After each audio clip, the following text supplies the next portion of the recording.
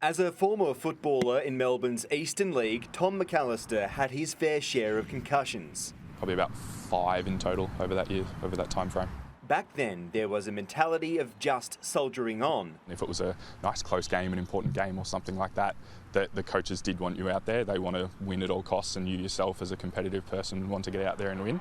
But that's changing. The AFL this year implemented a rule banning footballers from playing for 12 days if they sustain a concussion like this. Dersma may have hit his head on the deck. It's something being closely studied by scientists at Monash University's Department of Neuroscience. They've taken images of injured footballers' brains and compared them to healthy ones. These red parts on MRI brain scans show the damage 48 hours after a concussion.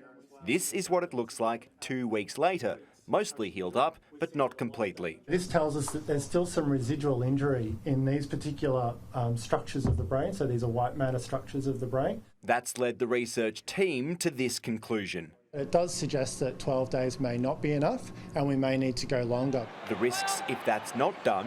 If they have 2 injuries that are close together or multiple injuries close together, then there is research to show that that can lead to neurodegenerative diseases like Alzheimer's disease and Parkinson's disease, and then of course chronic traumatic encephalopathy, which we've heard so much about. It's difficult to implement safely though, as a lot of the time players feel fine after being concussed and even pass the on-field test. This is why we're working really hard to try and come up with a measure that's really sensitive and accurate to the injury.